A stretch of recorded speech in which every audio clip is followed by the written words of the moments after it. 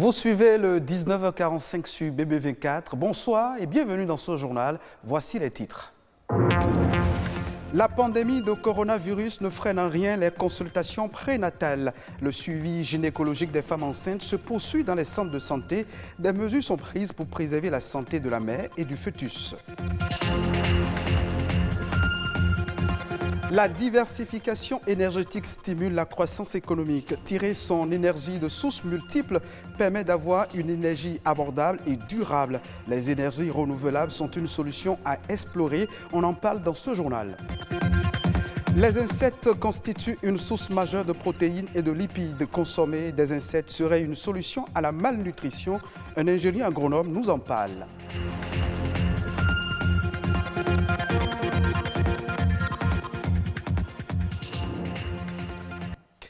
Devant l'inquiétude que génère l'épidémie de coronavirus, les femmes enceintes bénéficient toujours d'un suivi normal de grossesse et les parturientes ayant besoin de consulter un gynécologue pourront le faire, mais en respectant les mesures barrières contre le coronavirus. C'est ce que nous ont confié deux gynécologues obstétriciens rencontrés à Cotonou.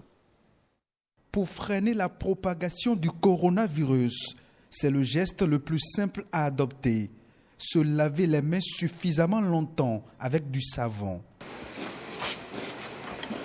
Ici, ce gynécologue obstétricien donne l'exemple. Un geste obligatoire pour toutes les femmes enceintes qui viennent en consultation dans son cabinet. Vous devez laver les mains obligatoirement. Après les avoir lavé la main, on vous prend la température. La distanciation de 1 mètre, 1,50 m est obligatoire. Même quand vous venez en couple. Et quand on prend la température, 99,99%, c'est normal. Mais quand ce n'est pas normal, il y a des questions qu'on doit poser. C'est-à-dire, il y a des fiches à remplir. Est-ce que depuis quand vous avez la fièvre? Est-ce que vous venez d'un voyage? Est-ce qu'autour de vous, il y a des gens qui ont... Il y a des questionnaires à remplir. Mais jusque-là, on n'a pas eu ça.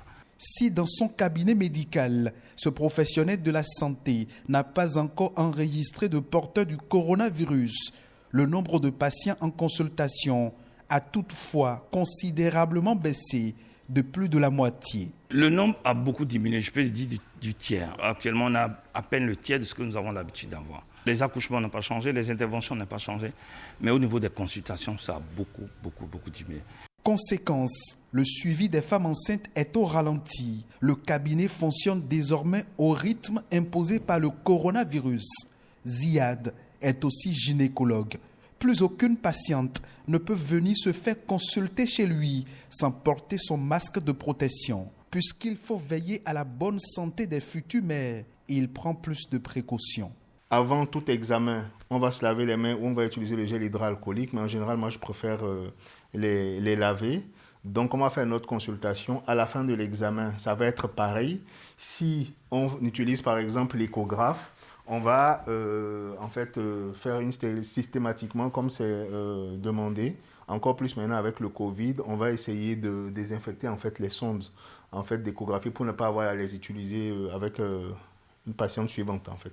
Le coronavirus bouscule les habitudes. La baisse du taux de fréquentation est-il due à la crainte des patientes de contracter le virus ou de contaminer leurs enfants? En tout cas, difficile d'affirmer pour le moment que les patientes enceintes seraient à risque de contracter le coronavirus. En ce qui concerne la transmission mère-enfant, on ne peut pas donner un avis clair, mais on sait juste que la transmission n'est pas sûre et même si elle existerait, elle existe, les taux sont plutôt faibles en fait. Une lueur d'espoir pour les futures mamans qui ne doivent en aucun cas s'inquiéter pour les examens prénataux obligatoires. Nous parlons toujours de coronavirus, mais cette fois-ci, nous sommes au Sénégal. Les vols à l'intérieur du pays reprennent ce jeudi. Le ministre du Tourisme et des Transports aériens a ouvert le bal mardi dernier, destination Ziguinchor. L'autorité a pris Air Sénégal pour l'aller et Transair pour le retour. Il a constaté que le dispositif correspond aux exigences du trafic aérien en cette période de coronavirus. Les précisions. La voix de l'hôtesse de l'air rappelle les consignes. À ce rituel s'ajoute toute une série de mesures de protection. Masques, gants, gel et des tenues spéciales qui rappellent bien l'actualité de la pandémie.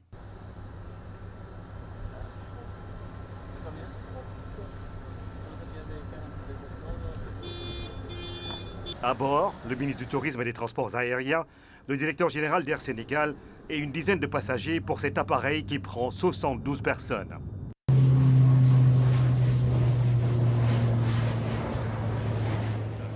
30 minutes après, les charmes de la verte Casamance s'offrent au regard. La mangrove dévoile ses contours. Ziguinchor accueille le premier vol intérieur après l'arrêt intervenu le 20 mars dernier. Test réussi pour ses premiers vols de reconnaissance sur une ligne rentable. Au Sénégal, Ziguinchor est la première destination dans le secteur des transports aériens. 3 mois après la suspension des vols, les compagnies qui assurent la liaison entre Dakar et le sud du pays sont à la fois nostalgiques et contents de retrouver leur principale activité commerciale. Le ciel est ouvert sur l'ensemble du Sénégal. Après Ziguinchor, les autres aérodromes vont suivre et voir à nouveau des avions atterrir sur leur tarmac. Retour au Bénin pour parler de la diversification des sources énergétiques. Disposer d'énergie électrique en plein temps dans les zones urbaines et rurales, c'est bien possible au Bénin. Pour y arriver, il faut explorer différentes sources d'énergie renouvelables. Afin de réduire les coûts de production de l'énergie électrique conventionnelle, les sources d'énergie renouvelables doivent être adaptées à l'environnement et aux potentialités de chaque région du Bénin. La diversification des sources d'énergie, la solution aux besoins énergétique du Bénin, c'est un reportage de Bernard Djogbe et Nadège Omolade Sani.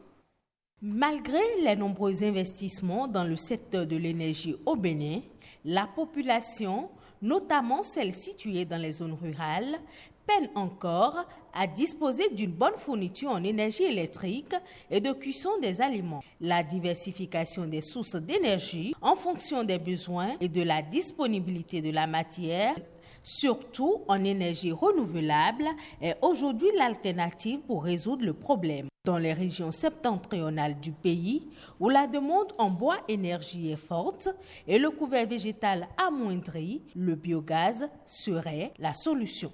L'idée, c'est de voir comment est-ce qu'on peut sédentariser l'élevage de bœufs pour que le mât soit disponible sur place au lieu qu'on laisse les animaux en transhumance.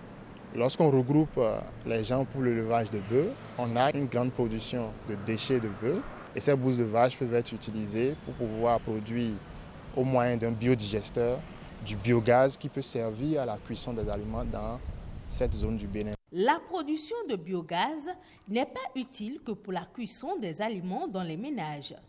Cette source d'énergie renouvelable, associée à la biomasse, peut servir aux agriculteurs pour l'éclairage, la transformation et bien d'autres besoins. Lorsque vous produisez le biogaz, il y a un reste qu'on appelle le digestat qui peut être transformé en engrais minéral qu'ils vont utiliser dans les champs. Et donc vous voyez qu'ils sont gagnants sur toute l'année si d'aventure ils devaient utiliser cette forme de production d'énergie. Le Bénin n'est pas producteur de pétrole, il importe énormément les produits pétroliers pour le fonctionnement des centrales. Une réflexion générale est indispensable pour trouver des solutions adaptées à notre environnement. Les zones où les rivières ont par exemple une forte vitesse ou bien là où les chutes d'eau sont assez intéressantes, on peut mettre des micro-centrales là-bas pour pouvoir produire de l'électricité pour ces populations-là. Nous avons aussi l'éolienne, c'est-à-dire l'énergie qui vient du vent, parce que nous avons une côte et il souffle un grand vent au niveau de cette côte-là et les mesures sont en cours pour pouvoir voir à quel niveau on peut installer des éoliennes qui vont nous permettre également de produire de l'électricité. Et le soleil photovoltaïque, on peut les utiliser pour produire de l'électricité également pour pouvoir réduire l'utilisation de l'énergie de la SBE. Autant d'alternatives non négligeables dont il faut tenir compte pour suppléer le déficit en énergie électrique. L'autre option à explorer, le mix énergétique. La problématique d'insécurité alimentaire devient de plus en plus préoccupante dans le monde entier. Au nombre des solutions trouvées par les chercheurs pour y pallier, il y a l'utilisation des insectes comestibles. L'Organisation des Nations Unies pour l'alimentation, FAO, répertorie plus de 1900 espèces déjà consommées par les humains dans 88 pays en Afrique, en Asie et en Amérique. Les chercheurs sont unanimes, les insectes sont de réelles sources de protéines. Guy Messan, un ingénieur agronome, il nous livre ici quelques insectes utiles pour l'alimentation. Les corflés, ce sont des termites ailés. L'homme a besoin de 8 acides aminés pour pouvoir vivre parce qu'il a un seul estomac, l'appelle monogastrique. Et ceux-là ont tous ces acides aminés et 4 autres. Dans la foulée, vous avez la leucine, l'isoleucine, le tryptophane, la phénylalanine, l'ananine, la sérine, la méthionine, la cystéine et j'en passe. Et tout cela, en toute sincérité, c'est directement utilisé par l'organisme. Nous avons encore un autre insecte, les coléoptères, les larves translucides qu'on appelle en fongué attrants et c'est blanchâtres. Souvent, vous les trouvez dans les bois morts, surtout les troncs de palmier. Quand je les ramasse, j'ai fini de les laver et je mets ça sur une plaquette chauffante, d'accord? Et ça fond. Et l'huile là, je les mets dans les boîtes translucides et j'ajoute bien entendu des feuilles de citronnelle. Quand ça durcit, c'est du beurre nacré. Ça n'a rien à voir avec vos beurres vendus dans le commerce. Les asticots, les larves de mouche, et en français, on dit oui. Ceux-là, vous les donnez à nos poulets, d'accord? Si avant, ça pondait que 8 œufs, c'est multiplié par 2, ça va te pondre 16 œufs, d'accord? Mais une fois que elles ont pondu dans une denrée périssable, cette fois-ci, ça devient de la matière organique pour le sol. Vous allez fertiliser le sol avec. Ou bien vous allez utiliser ça pour aller encore faire de la pêche. Par exemple, nos pêches de blolo, tchan, fin, tu vois, non, aboli, tumvi, tout cela, les retrous. Hors de nos frontières, la République démocratique du Congo doit redoubler d'efforts dans sa lutte contre la contrebande de l'or. Un nouveau rapport de l'ONU indique que le phénomène lui fait perdre des milliards de francs chaque année. À défaut de renflouer les caisses nationales, l'or congolais profiterait aux pays voisins. Selon ce document, la production dans le sud et le nord Kivu d'or exporté est de 73 kg, contrairement à 60 kg d'or produit indiqué de façon officielle. Même tendance dans la province de l'Ituri, centre du réseau de trafic, où environ 1 tonne d'or a échappé aux autorités. Il est donc nécessaire de redoubler d'efforts pour contrôler le secteur face à ce gros manque à gagner. Toujours en RD Congo, le pays va bénéficier d'un appui financier de plus de 580 milliards de la Banque mondiale. Ce financement vise à mettre en œuvre des projets destinés à renforcer le capital humain à travers l'accès des populations vulnérables à l'éducation et à la santé maternelle et infantile. Selon l'institution de Bretton Woods, 10 provinces sont concernées par ce financement. C'est la fin de cette session d'information. Merci de votre attention. Vous pouvez suivre ce journal sur le site de l'ORTB, www.ortb.bj.